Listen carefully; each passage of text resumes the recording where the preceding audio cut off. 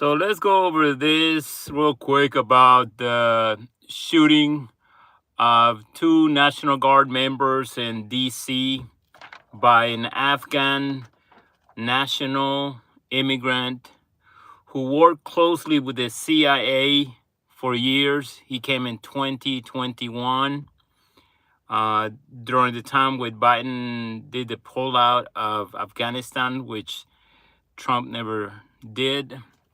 But let me go over a couple of things that are turning out to be false information. Starting with the MAGA Homeland Security Director or Secretary, Kristi Noem, who said yesterday on Sunday that let's get his name right, Ramanullah Lakanwal was radicalized. He was radicalized, and that's why he did what he did. Big lie. Right there. You can fact check yourself.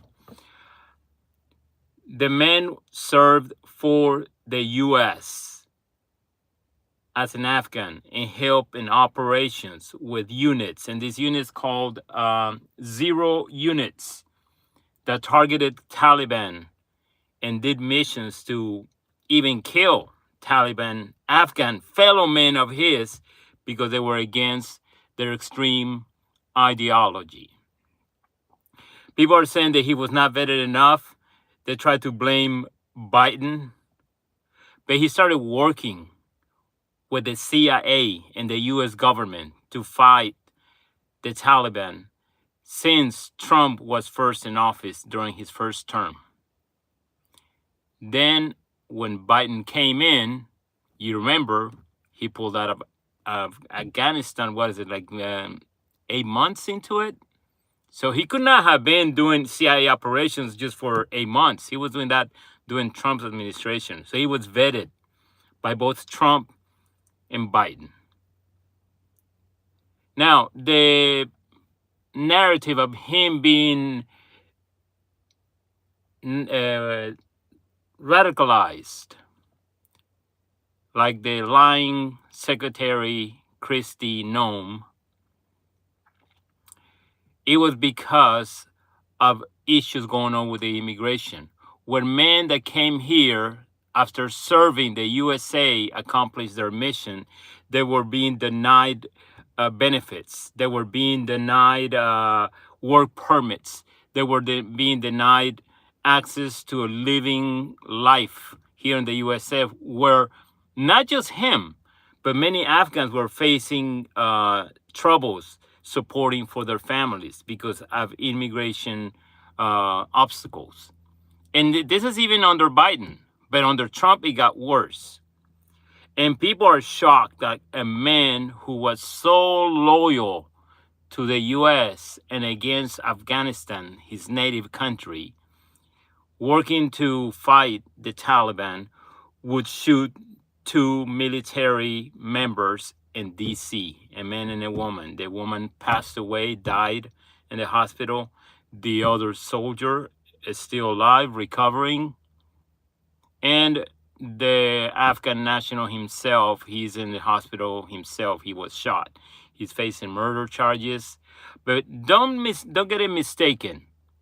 He is not a radical extremist, Islamic terrorist like the DHS or Trump may try to paint it to be, or the whole MAGA right-wing nut sources might paint it to be.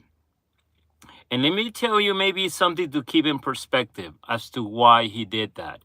There are reports by now that they researched his information, his emails, his personal data, and they found that he was going through a hard time with his family.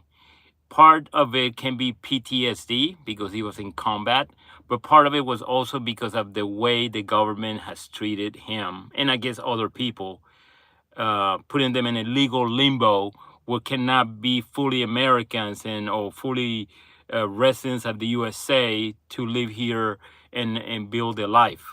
And again, This frustration on him built up, caused stress, and you can research all this information online about how he was dealing with a lot of stress. He was even distancing himself from his family, his wife, and his kids. And it's a situation that no one can really blame, and I can say it, but the U.S. administrations and even Trump more now. And I think that something that might have pushed them to the limit might have been what Trump is doing right now, which is in his eyes, I can see it as totally un American.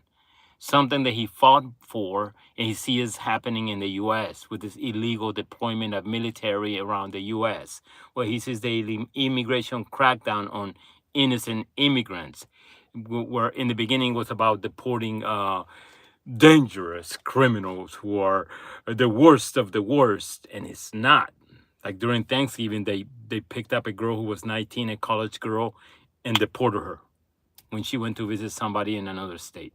In many instances like this, where a police officer who was Hispanic, he was an off-duty NYPD officer, and he was harassed by ICE, thinking he was illegal. And then many instances like this, where people are legal residents or legal citizens, and I think that weighed on his stress as well. And I think he exploded. And I mean, I guess he reaches a limit.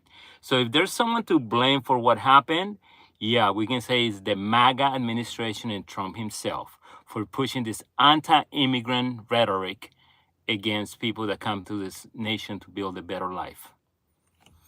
So think about it and look at the facts, because I'm not making this up. It is what it is, and Trump caused this to happen. Those service members hurt and the woman dead because of Trump and his immigration, anti-immigrant policies help fuel this.